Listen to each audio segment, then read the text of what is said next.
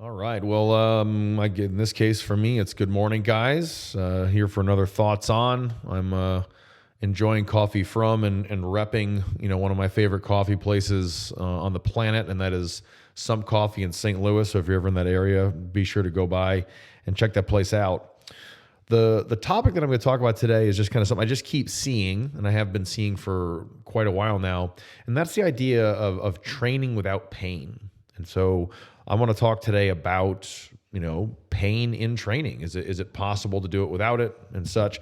I see a lot of times people will mention like, oh, you should never train with pain, or they'll use pain-free training or something, or some way to explain it like that, almost as a way to prove that their program is somehow superior to everybody else's because they're able to get people to train without pain. Now, it really comes down to how do you define training and how do you find pain, and I want to get into both of these this morning here. So the first one I want to tackle is the difference between training and exercising. So if you are training for something, then there is a goal, a specific task, I think beyond just being healthy and fit, then that's a little bit different than exercising. And exercising, you can do it for, I guess you can do training and exercising for fun, but exercising would be more just for like health, for fun, maybe as a hobby, but there's no goal in mind outside of the general goal of just being overall more fit or more healthy. Now, if you're training for something and you have a goal and you have a program and you're analyzing, the deficiencies that you have and the strengths that you have so that you can achieve, what James Fitzgerald might call maximum physical expression, in that you have to kind of push it there a little bit. And I guess I can tease training out into really two things, professional training and training as a hobbyist. And I think that the major difference between, can one train without pain comes down to teasing out the difference between these two. So, with training as a hobby, you have a goal, like you're trying to run a marathon or you're trying to squat a certain amount of weight, but that's a tertiary goal in your life. You have a full-time job, you have a family, you're focusing, and all those other things are distinctly more important than your training goal. But then you have the professional, training person or the serious person. And for those people, your primary goal is to basically be able to achieve maximum physical expression in that sport, whether it's being able to throw a baseball accurately, consistently over 100 miles an hour so you can get in the major leagues, whether it's to, sprint, under 10 seconds in the 100-meter dash, whatever it is. If that's your primary goal and you really mean it when you say that you're going to achieve maximum physical expression, I think the short answer to is the question, can you train without pain, is no. You just can't. It's not a thing. And so if we really want to just be quick with this answer, I think that we need to tease out, what do you mean by training? Do you mean you're exercising for health? In that case, the answer is you should not really push yourself into pain. And I'll tease out pain here in a little bit, but no, you should not really be pushing into pain that far. If you're training as a hobbyist, maybe you can push a little bit more, but there's no point to take on the risk of getting irrevocable damage to your tissues, aka an injury, when it's just a hobby. Now, if you're a professional athlete, if you are, making money doing your sport, or you are, in my case, I was I guess not really technically a professional, but let me tell you, my number one goal in life was to, throw a steel ball as far as I could throw it. In those cases, like that is a risky endeavor. And that comes with the potential, a high potential of getting injured because you're trying to find your maximum potential there. And that means that you have to push your body neurologically, emotionally, psychologically, structurally, physiologically to the limits. You have to basically tap into everything that you've got to get to that sort of horizon line that is maximum physical expression. If that is the goal, the short answer to the question, can you do that without pain, is no. Okay. But I want to go into this a little bit more because I think that this is a really, really important topic that people cover quite a bit. So if we kind of pull back a little bit and we think about just training in general, I like to think about training or programming like a tachometer, like you'd have, on a motorcycle or your car that tells you what your RPMs are. You've got your green zone, and the green zone in the tachometer is when you are recovering, your body's healing. If you stay there too long, it actually sort of, maladapts to where you were before, and sort of like, regresses back down to this baseline to be able to exist in whatever environment you're putting it in, as easily as possible, right? Then you have on the other extreme, you've got your red zone. And the red zone is going to be when you are really pushing the body. You're really pushing it beyond its capabilities here. And depending on how far into that red zone you go or how long you are in the red zone, your risk for injury goes up dramatically. So if you are just barely teasing that line like we really want to do to stimulate a strong adaptation, but you're coming out of that back into the yellow or back into the green zone to allow the tissue to heal, you can kind of pull that off. But every time you go into that red zone, the risk for injury goes up. Now, if you blast way into that red zone, let's say that you're doing some crazy hard program where you got the brilliant idea that you want to squat 5 days a week or something super heavy, there's a high likelihood that you're going to get injured.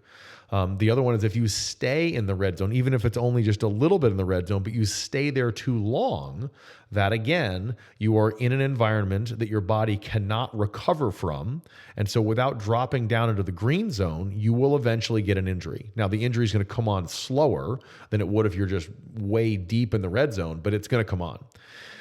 Now we have the one that we're all looking for, and that's that yellow zone, okay? And that is when you are stimulating the body, you're creating a strong enough stimulus to the body to get the adaptation that you want, whether it's bigger muscles or faster or stronger, whatever the case may be. But the stimulus is not so strong that the body is incapable of recovering from that, okay? And that's kind of the name of the game. You can only train the body as hard as it can recover from. So there's lots of ways to do this. You can sort of stay in that yellow zone for the majority of the year, which is what most of us are looking to do. You can also push into that low end of that that red line, that red zone, and then drop back down into the green. So you're doing super, super intense work, dropping back down, super, super intense work, dropping back down, maybe living in the yellow zone for a little while. That's kind of how you want to be thinking about that.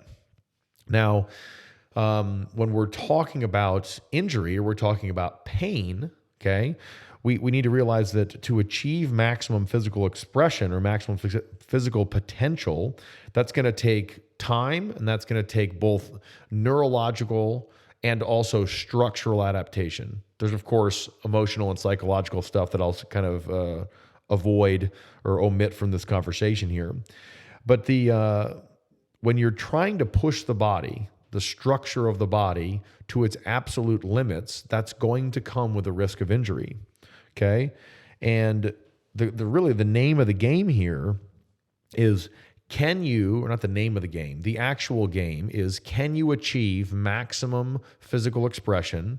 Can you adapt your body to its absolute potential, its structural potential, without sustaining irrevocable damage to that structure, right? Can you push your hip stability without tearing your labrum? Can you increase your spinal stiffness without herniating a disc? These are the questions here, right?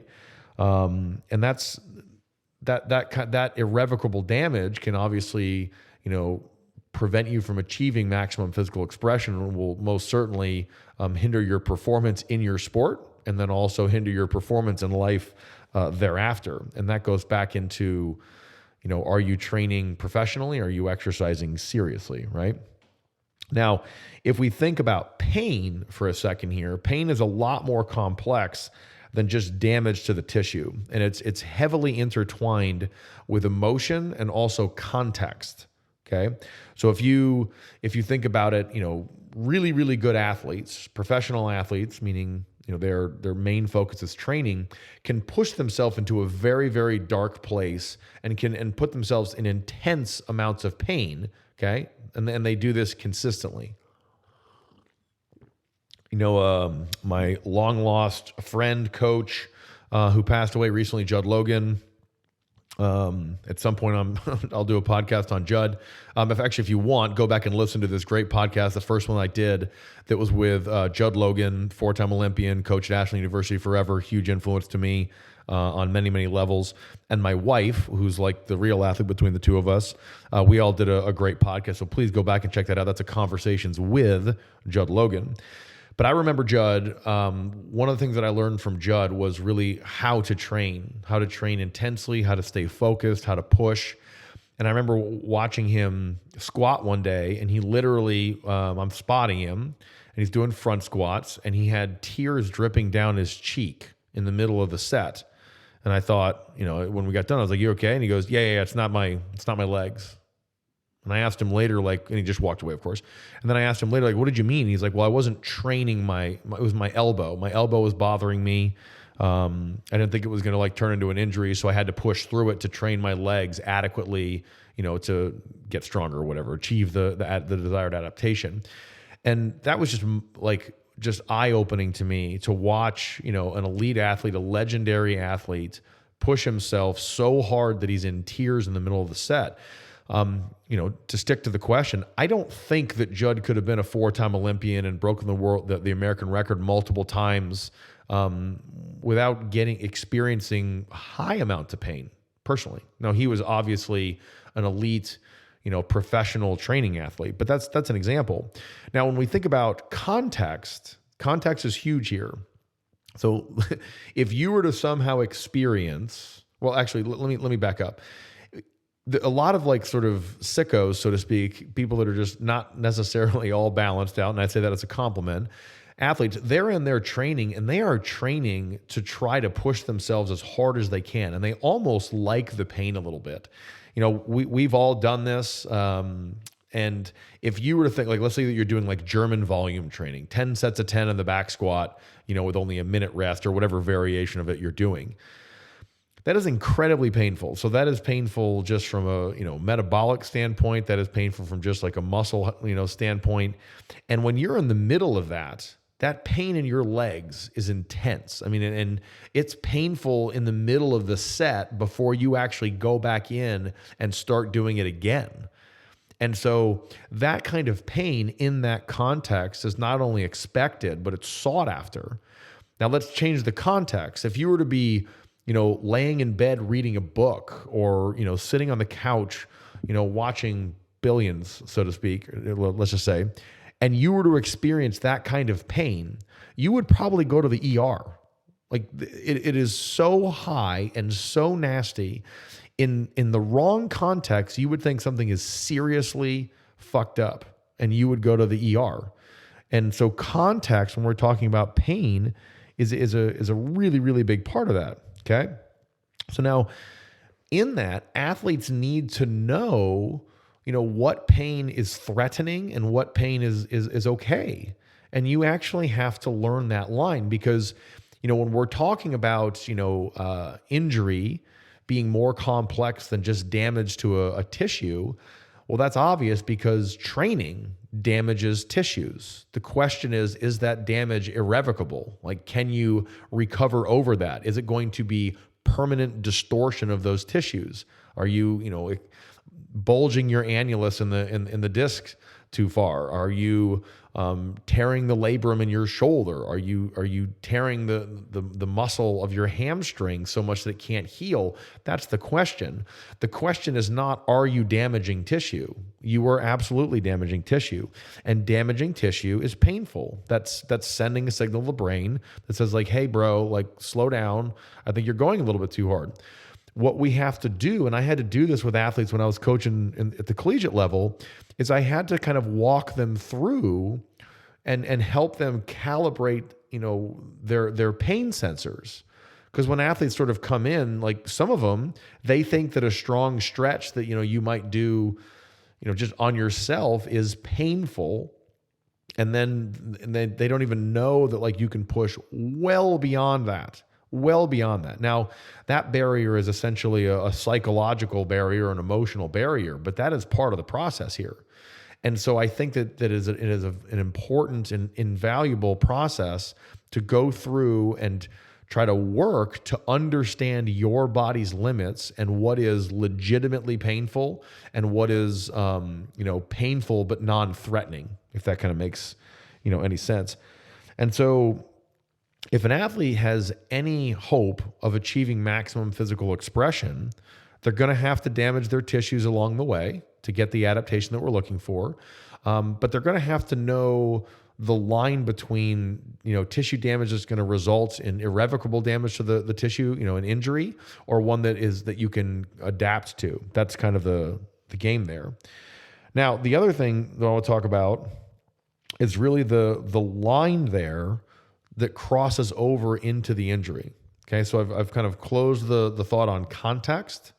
I've closed the thought on, really what is pain, where, pain is essentially the brain's interpretation of a signal from the body. And you have to spend time knowing what is threatening pain and what is non-threatening pain so that you can push yourself to that physical limit. But now the next one is, finding the line. So if you're going to achieve maximum physical expression in a sport, okay, you have to find the line. The line is essentially your physiological limit. Like your tissues can't adapt anymore. The tensile strength of your annulus is not anymore. Your Achilles or the muscles can't create any more contractile force. You're going to hit a ceiling effect here where you're just not able to get the adaptation that you're looking for. That's the line that we're trying to find. And here's kind of the point for the whole talk here. And that is, if you're going to achieve maximum physical expression, you have to find the line. And to find that line, you have to cross that line. There's no scenario where you can, as a professional, focused, serious, dedicated athlete with the sole goal of achieving maximum physical expression of sport, there is no scenario where you can tiptoe towards that line, never experiencing pain and never getting injured, right? Without and then also finding that line. That doesn't happen. So to find the line, you have to cross the line. I think that's just a reality. And so I think anybody that is selling, I can get you to be this elite athlete without ever experiencing any pain, which is comical, or even having any kind of injury is kind of misleading, to say the least. Now, the name of the game then is basically, are you going to, not if you're going to get injured, you're going to get injured. The answer is it irrevocably? Are you going to get injured so much that you can't compensate around that, or that's permanent damage, right? Because to find the line, you have to go into that red zone. And the longer that you're in that red zone and the farther you go into that red zone, the more likely you are to get injured. And the farther you go into that red zone, the higher the severity of the injury. So the name of the game is not avoiding pain or avoiding any kind of injury whatsoever. The name of the game is being able to understand your body well enough and have your brain calibrated for pain so well that you're able to find the line, right, over which is injury, but not do so in a way that produces a career-ending or a performance-limiting injury. That's the name of the game here. Now, the way to achieve that, I think, and maybe this is the point from the whole podcast that we can actually take and adapt to our training, is that, a lot, in order to do that, we have to put the work in. And, achieving maximum physical expression takes years, literally years. So my little cute, sinister thing that I'm doing right now is probably going to take me, I would venture to guess, 8 to 14 months of training. Right, that's cute. So it'll take me that long. It'll probably take me 4 years, but let's say that it takes me 8 to 14 months. That is because I need the time. I have to put the work in to allow my body time to recover, to change its actual physical structure so that I am physically capable of doing 100 single arm swings and 10 Turkish get-ups with a 48 kilo bell. That takes time, right? Sinister, while it is challenging, but it's nothing like trying to sprint, 100 meters in under 10 seconds, or trying to run a mile in under 4 minutes, or 3 minutes and 50 seconds, or whatever the case may be, or run a sub 2:10 marathon. That takes years of work. And that process takes time and it takes patience. And the harder that you push that timeline, the harder that you rush, or the more you rush that process, the more you're going to have to push into the red zone. The more you push into the red zone, the farther you push into the red zone, the more likely a serious career-ending or performance-limiting injury is going to occur. Like that's just going to go up. So I think the key here is not avoiding pain. It's really two things. It's number one, it is trying to make sure that you know the process is going to take time, have a realistic timeline, and put the work in. When you become, rushed on this process, you're blowing through a lot of your base training, your aerobic training, your hypertrophy work, your technique work. You need thousands of hours of this to achieve maximum physical expression. And so to blow through those, you're going to get a better result short term, but you will not actually achieve maximum physical expression because you will damage your physical structure before you get there, and that will reduce what you're capable of achieving, right? So making sure that you get the work in and have a realistic timeline is one. The other thing is that you have to make sure, whether you're a coach or an athlete, that dedicated time is spent to being able to understand in the finest detail the difference between, pain that is threatening and is going to produce, distortion of the tissues, permanent distortion of the tissues, right? And irrevocable damage to those tissues, or pain that is producing an injury that you can actually sort of work around, right? And I think that the better you're planning your training out, the better you're moving, the better you're addressing your functional incompetencies, the less likely you are to have irrevocable damage, performance-limiting damage to that. But to answer the question, to finish full circle here, to answer the question, can you train without pain? The answer is no.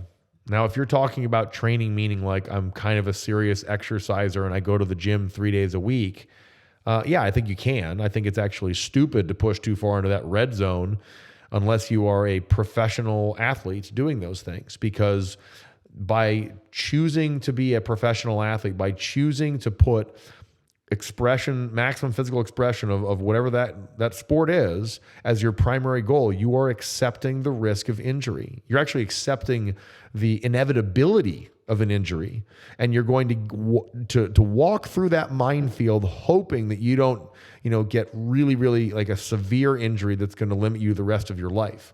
But I think that is a risk that every athlete has to take. And I think that, every athlete for the most part is probably going to take that risk. To minimize the likelihood that you get injured or that risk as best you can, you need to have an appropriate timeline for what you're doing. You need to think about your training, and you need to get the work done. So love to know what you guys think. I know this was kind of a hot topic here. There's lots of good brains that have been listening to this podcast. So feel free to comment below. And we'll see you next time. Thanks, guys.